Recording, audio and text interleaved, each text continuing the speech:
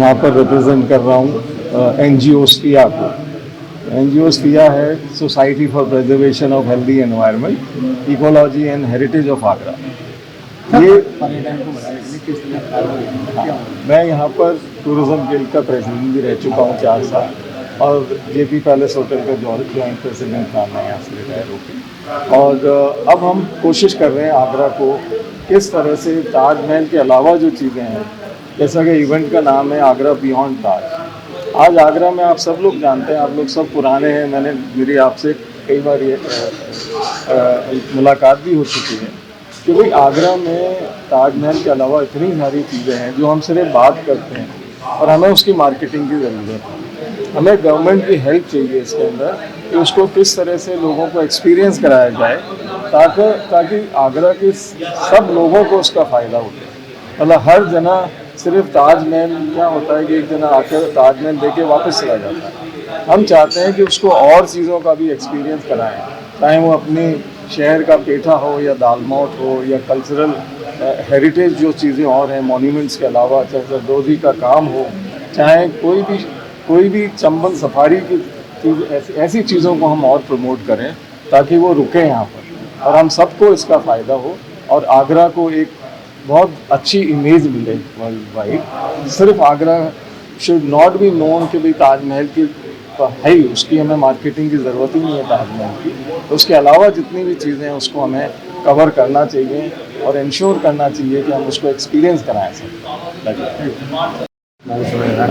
ये 15वीं आगरा बियॉन्ड ताज सेमिनार आज tourism guild of Agra, स्फिया, Uttar Pradesh पर्यटन और भारत पर्यटन के साथ मिलकर की जा रही है। पहली बार भारत पर्यटन हमारे साथ आगरा में आया है और इसमें वो 20 प्रोमिनेंट ट्रैवल एजेंट और 10 ट्रैवल जर्नलिस्ट और ट्रैवल इन्फ्लुएंसर्स के साथ यहाँ पर उपस्थित हैं।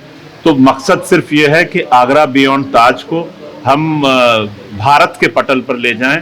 अभी तक ये आगरा और आगरा बियॉन्ड ताज तक ही सीमित था, लेकिन इसके महत्व को अब हम भारत तक पहुंचाएं। तो हमें उम्मीद है कि regional director tourism doctor RK सुमन जो यहाँ पर उपस्थित हैं अपने ट्रैवल एजेंट्स और मीडिया के साथियों के साथ, उनके द्वारा हमारे इस उद्देश्य को पूरे भारत में पहुंचाया जाएगा।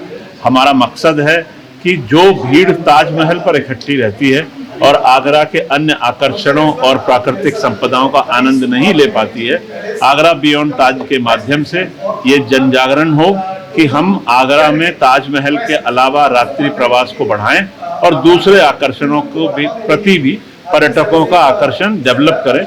इसके लिए ये सेमिनार हम पिछले 15 वर्षों से कर रहे हैं। देश है ये हम हर साल ये जो ताज महोत्सव होती है उससे पहले करते हैं। इस साल थोड़ा लेट हो गया क्योंकि वेन्यू नहीं मिल रहा था, इतने सारे शादियां हो रही हैं शहर में, तो हमने सोचा चलो ताज महोत्सव के बीच में ही करते हैं इसको।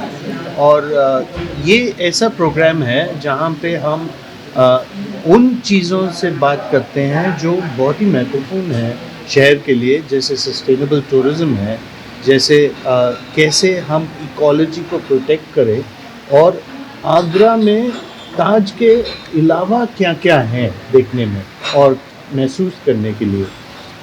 एक चीज़ हम हमेशा बोलते हैं कि हमारा जो आगरा का जो कल्चर है वो सबसे इम्पॉर्टेंट है और उसके ऊपर ज़्यादा निर्भर और फोकस करते हैं। सर, पर्यटन को बढ़ाने के लिए किस तरह से ये पर्यटन को हम वैसे ही इस शहर में डेस्टिनेशन वेडिंग की वजह से जो लेंथ ऑफ स्टे है वो बढ़ गया है, बट अब हम जो बोल रहे हैं हम आपको रिलीजियस टूरिज़्म की ओर लेके जाते हैं। आगरा से मथुरा, वृंदावन, बटेश्वर, ये सब जो जगह है जिसको हम भूल चुके हैं एज ए शहर। हम खाली ताजमहल के ऊपर फोकस करते रहते हैं और हम मथुरा, वृंदावन, बटेश्वर, इन महत्वपूर्ण जगह को भूल रहे हैं। तो हम इस सब को रीइग्नाइट करके एक अच्छा से एक आइटिनरी और एक प्रोग्राम बना रहे हैं जहाँ पे ये सब की महत्व ज़्यादा महसूस किया जाए। मेरा नाम अमूल्य कक्कड़ है, मैं वाइस प्रेसिडेंट हूँ क्लब शिराज में। और वाइस प्रेसिडेंट हूँ मैं टूरिज्म गिल्ड ऑफ आगरा का।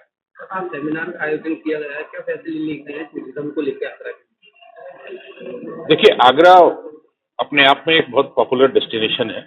यहाँ तक कि हिंदुस्तान के टूरिज्म मैप की बात करें अगर हम, तो Agra is a internationally known city as far as tourism is concern.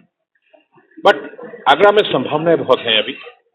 आज हम लोगों का जो विषय था वो सस्टेनेबल टूरिज्म का था। सस्टेनेबल टूरिज्म का मतलब ये होता है कि आप टूरिज्म करें लेकिन इको सेंसिटिव रहें, जो पर्यावरण को आप सपोर्ट कर सकते हैं, जिसकी कि इस समय सबसे ज्यादा जरूरत है। आप दिल्ली में देखिए, दिल्ली का एयर क्वालिटी वैल्यू इस 400 350। मतलब आदमी सांस कैसे ले पाएगा? शहरीकरण ऐसा नहीं होना चाहिए कि जिससे कि इन्वायरमेंटल दूषित हो।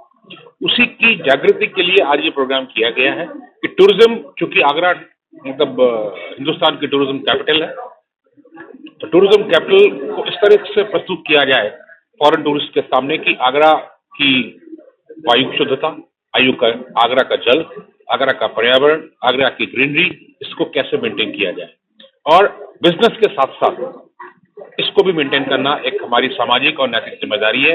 इसी सब्जेक्ट पे आज ये प्रोग्राम किया गया है।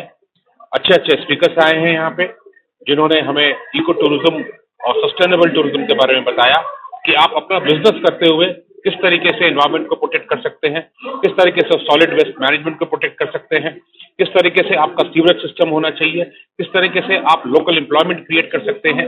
ये सारी चीजें सस्टेनेबल टूरिज्म की होती है। तो इसी विषय पे आज ये प्रोग्राम किया गया है और मैं ये महसूस करता हूँ कि यहाँ जितने भी ऑडियंस बैठे हैं, जितने भी स्टेक होल्डर्स बैठे हैं, आज उनको इस सेमिनार को अटेंड करने के बाद काफी लाभान्वित होंगे और हम जो ये इको टूरिज्म की जो बात करते हैं और जो सस्टेनेबल टूरिज्म की बात करते हैं, इसको हम प्रैक्टिकल में एग्जीक्यूट करने की कोशिश करेंगे। ठीक।